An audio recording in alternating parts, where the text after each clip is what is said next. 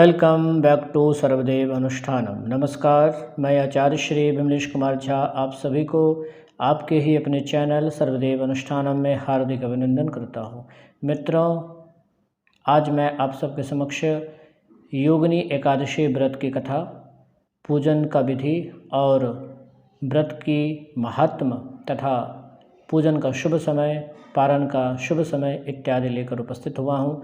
तो चलिए आज का वीडियो प्रारंभ करते हैं। मित्रों, 24 जून दिन शुक्रवार 2022 को यह योगिनी एकादशी है। यह एकादशी अत्यंत ही प्रभावशाली और सभी प्रकार के पापों को नष्ट करने वाली एकादशी है। जन्म जन्मांतर के जितने भी बड़े से बड़े पाप हो, इस एकादशी व्रत के मात्र करने मात्र से ही यह सारे पापों का नाश हो जाता है। यह एकादशी का महात्मा इतना है कि इस एकादशी का व्रत करने मात्र से 88,000 ब्राह्मणों को भोजन कराने का जो फल होता है वो फल की प्राप्ति हो जाती है। तो यह एकादशी का व्रत अत्यंत ही पुण्य को प्रदान करने वाला ये व्रत है। तो पूजन का शुभ समय क्या है, पूजन की विधि क्या है और पूजन की सामग्री क्या है। सर्वप्रथम पूजन की सामग्री है, आप गंगा जल का एक बोतल रख लीजिए, एक चौकी आप व्यवस्था करें, तुलसी का पत्र, पंचामृत, 5 प्रकार के फल, मिष्ठान और पीला चंदन, लाल चंदन, पीला वस्त्र, जनेऊ, काला तिल, जौ, घी, दिया, अगरबत्ती, पुष्प, माला और शुद्ध जल, आसन बैठने के लिए घंटी, शंख, 2-3 थालियाँ, कटोरी और सारे पूजन के निमित्त जो सामग्री है उसको सुव्यवस्थित कर लीजिए, इकट्ठा कर लीजिए। उसके पश्चात आपको एक चौकी का भी व्यवस्था करना है, पीला वस्त्र भी रखिएगा उस पर बिछाने के लिए। ये पूजन की सामग्री हो गई। पूजन का शुभ समय है एकादशी प्रातः काल सूर्योदय से लेकर यह 11:30 बजे तक एकादशी रहेगी। तो हम सभी को 24 जून को ही एकादशी का व्रत को धारण करना है और भगवान श्री हरि का पूजन भी करेंगे। मित्रों, पूजन की विधि किस प्रकार होगी? तो पूजन की विधि बहुत ही सरल है। सर्वप्रथम आप लोग स्नान आदि क्रिया से निवृत्त हो जाए, शुद्ध और पवित्र वस्त्र को धारण करें। फिर आप अपने पूजन गृह में आए, वहाँ पर पूरब की तरफ अपना फेस करके बैठ जाइए और एक चौकी के ऊपर पीला वस्त्र बिछाइए। नारायण जी की प्रतिमा, नारायण जी का जो विग्रह है उसको स्थापित करिए। फिर मंगल कलश का निर्माण करिए। कलश के अंदर में गंगा जल मिश्रित जल भरिए। फिर उसमें आम का पल्लव डालिए। आम के पल्लव के भाव में आम का पत्ता भी रख सकते हैं, अशोका का पत्ता भी रख सकते हैं। ओग भी नहीं मिल रहा है तो पान का पत्ता रख लीजिए।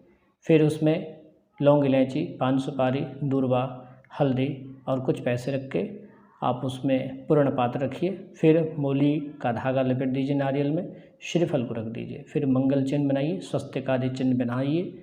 फिर कलश के नीचे में आप फूल का एक आसन दीजिए या फिर आप चावल रखिए। 7 प्रकार का अन्न का ऐसा विधान होता है, नहीं तो लोग चावल भी रख देते हैं। फिर एक छोटे से कटोरी में आप दिया रखिएगा। फिर उसमें अगरबत्ती, छोटा सा कटोरी हो या प्लेट हो उसमें फूल डाल के आपको दिया और अगरबत्ती रखना है। फिर उसके बाद पूजन करेंगे। दीप और धूप को प्रज्वलित कर लीजिए। भगवान नारायण के ऊपर शुद्ध जल से छिटा दीजिए, गंगा जल से छिटा दीजिए। फिर पंचामृत से स्नान कराइए, फिर शुद्ध जल से स्नान कराइए, उनको पोंछ दीजिए अच्छे से। उसके बाद आप उनको श्रृंगार करिए, चंदन चढ़ाइए, माला पहनाइए, कस्तूरी तिलक अर्पण करें। आप उनको पीला चंदन अर्पण करें, श्रीखंड चंदन अर्पण करें। उनको अक्षत नहीं चढ़ाते हैं तो आप लोग उनको जौ चढ़ाइए। काला तिल अर्पण करिए, काला तिल बहुत ही प्रिय है भगवान नारायण को। तुलसी का पत्र अर्पण करें, पीला पुष्प भगवान नारायण को अर्पण करिए। उसके बाद धूप और दीप दिखाइए। फिर उनको पीला फल, पीला वस्तु बहुत ही प्रिय है तो आप लोग केला का फल जो है, कदली फलम अवश्य उनको अर्पण करें। योगिनी एकादशी में खीर का बहुत ही विशेष महत्व है। तो भगवान श्री हरि को आप लोग खीर का भोग अवश्य लगाएं। उसमें जो भी अर्पण करेंगे नारायण जी को, उसमें तुलसी का पत्र अवश्य डालें। तुलसी के पत्र के अभाव में नारायण जी का पूजन अपूर्ण ही रहता है, तो आप लोग इस बात का भी ख्याल रखिएगा। तो नारायण जी को भोग लगाइए, 5 प्रकार के फल, मिष्ठान और खीर का प्रसाद उनको अर्पण करें। उसके बाद आचमन जल चढ़ाइए। फिर नारायण जी से प्रार्थना करें कि हमसे जो कुछ भी जो त्रुटि हुई है उनको क्षमा करें और अपनी कृपा दृष्टि हमारे और हमारे परिवार के ऊपर सदैव बनाए रखें। घर में धन धान आदि की वृद्धि हो, सभी जन स्वस्थ निरोग रहें, सदा प्रसन्न रहें, सारे जो कुटुंबी हैं, सारे बंधु बांधव हैं, स्वस्थ प्रसन्न रहे, धन धान से युक्त रहे। इस प्रकार प्रार्थना करें। भगवान श्री हरि का स्मरण करिए। उस दिन आप लोग किस मंत्र का जाप करेंगे? तो ओम नमो भगवते श्री वासुदेवाय, इस मंत्र का आप जाप करें, या फिर ओम नमो नारायणाय, इस मंत्र का भी जाप कर सकते हैं। नारायण गायत्री का भी जाप कर सकते हैं। ओम नारायणाय विद्महे वासुदेवाय धीमहि तन्नः विष्णु प्रचोदयात्, यह नारायण गायत्री है। इस मंत्र से भी जाप कर सकते हैं। पुरुषोक्त का आप पाठ करें, श्रवण करें, पारायण करें। श्री हरि स्तोत्र का भी पाठ करिए, श्री कनकधारा स्तोत्र का भी पाठ करें, या फिर विष्णु सहस्त्रनाम सर्वोत्तम है, अब इनका भी पाठ करिएगा, श्रवण करिएगा। बहुत ही महत्वपूर्ण है और बहुत ही प्रभावशाली स्तोत्र है। विष्णु सहस्त्रनाम स्तोत्रम इत्यादि इत्यादि करें। भगवान श्री हरि का स्मरण करते हुए समय व्यतीत करिए। और अगले दिन 25 तारीख को आप लोगों को पारण करना है। पारण का समय है 5:41 से लेकर 8 जो है ये 12 मिनट तक का समय है। इसके दरमियान आप लोग पारण कर लीजिएगा। भगवान श्री हरि सदैव आप लोग के ऊपर अपनी कृपा दृष्टि बनाए रखे। तो चलिए अब हम ये कथा श्रवण करते हैं। कथा के बाद आप लोग आरती करिएगा, पुष्पांजलि क्षमा प्रार्थना करके परिक्रमा करना है। फिर भगवान को साष्टांग प्रणाम करें। इस प्रकार से आपका पूजन संपूर्ण हो जाएगा। और तो चलिए हम कथा प्रारंभ करते हैं। प्रेम से बोलिए एकादशी महाराज की जय, एकादशी महाराज की जय, एकादशी महाराज की जय। नारायणं नमस्कृत्यं नरं चैव नरोत्तमं देवीं सरस्वतीं व्यासं ततो जयमुदीरयेत्। ओम नारायणाय नमः, ओम नारायणाय नमः, ओम नारायणाय नमः। योगिनी एकादशी व्रत की कथा। आषाढ़ कृष्ण पक्ष की एकादशी का महात्म। धर्मराज युधिष्ठिर कहने लगे, हे भगवान, मैंने आपसे ज्येष्ठ शुक्ल पक्ष की एकादशी का व्रत का महात्म को सुना है। अब कृपया कर आषाढ़ कृष्ण पक्ष की एकादशी की कथा श्रवण कराएं। इसका नाम क्या है, क्या महात्म है? भगवान श्री कृष्ण कहने लगे, हे राजन, आषाढ़ कृष्ण पक्ष की एकादशी का नाम योगिनी एकादशी है। इस व्रत को करने से समस्त पाप नष्ट हो जाते हैं। यह व्रत इस लोक में भोग तथा परलोक में मुक्ति को प्रदान करने वाली है। यह तीनों लोक में बहुत ही प्रसिद्ध है। मैं तुमसे पुराणों में वर्णन हुई कथा कहता हूँ, सो ध्यानपूर्वक श्रवण करो। स्वर्गधाम की अलकापुरी नामक नगरी में कुबेर नाम का एक राजा रहता था। वह शिव भक्त था और प्रतिदिन शिव की पूजन किया करता था। हेम नाम का एक माली पूजन के लिए उसके यहाँ फूल लाया करता था। हेम की विशालाक्षी नाम की सुंदर स्त्री थी। एक दिन वह मानसरोवर से पुष्प तो ले आया, लेकिन कामासक्त होने के कारण वह अपनी स्त्री से हास्य विनोद तथा रमन में लगा रहा। इधर राजा उसकी दोपहर तक राह देखता रहा। अंत में राजा कुबेर ने सेवकों को आज्ञा दी कि तुम लोग जाकर माली के न आने का कारण का पता करो, क्योंकि वह अभी तक पुष्प लेकर नहीं आया है। सेवकों ने कहा कि महाराज, वह पापी अतिकामी है, अपनी स्त्री के साथ हास्य विनोद और रमन कर रहा होगा। यह सुनकर कुबेर ने क्रोधित होकर उसे बुलाया। हेममाली राजा के भय से कांपता हुआ उपस्थित हुआ। राजा कुबेर ने क्रोध में आकर कहा, अरे पापी, नीच, कामी, तूने अपने परम पूजनीय ईश्वरों के ईश्वर श्री महादेव जी का अनादर किया है। इसीलिए मैं तुझे श्राप देता हूँ कि तू स्त्री का वियोग सहेगा और मृत्युलोक में जाकर कोढ़ी होगा। कुबेर के श्राप से हेममाली का स्वर्ग से पतन हो गया। वह उसी क्षण पृथ्वी पर गिर पड़ा। भूतल पर आते ही उसके शरीर में श्वेत कोढ़ हो गए और उसकी स्त्री भी उसी समय अंतर्ध्यान हो गई। मृत्युलोक में आकर माली ने महान दुख को भोगे भयानक जंगल में जाकर बिना अन्न और जल के भटकता रहा।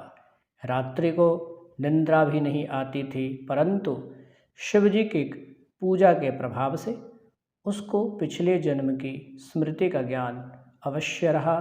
घूमते घूमते एक दिन वह मार्कंडेय ऋषि के आश्रम में पहुंच गया, जो ब्रह्मा से भी अधिक वृद्ध थे और जिनका आश्रम ब्रह्मा जी के सभा के समान लगता था। हेममाली वहाँ जाकर उनके चरणों में गिर पड़ा।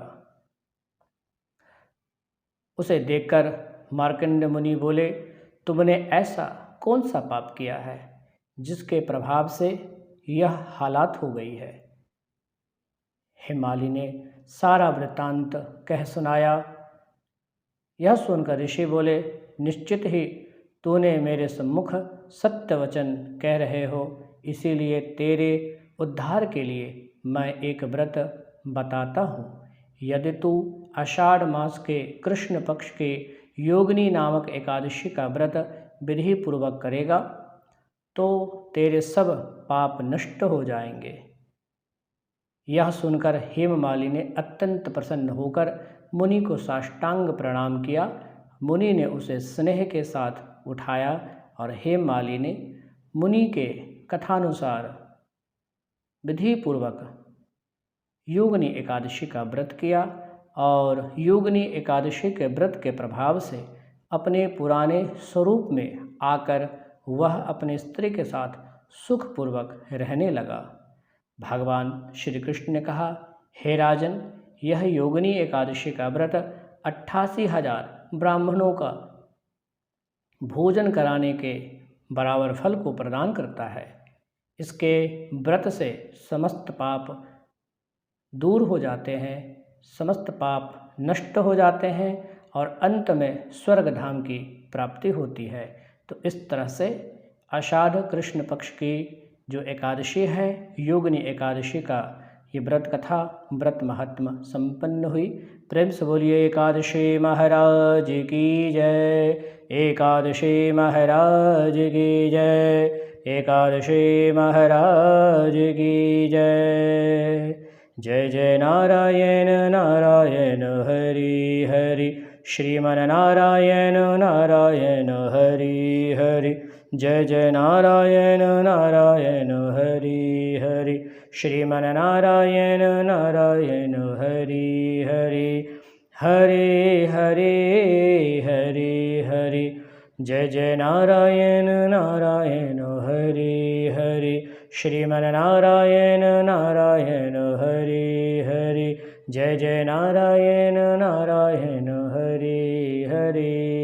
प्रेम से बोलिए एकादशी महाराज की जय। ओम नमो भगवते श्री वासुदेवाय, ओम नमो नारायणाय।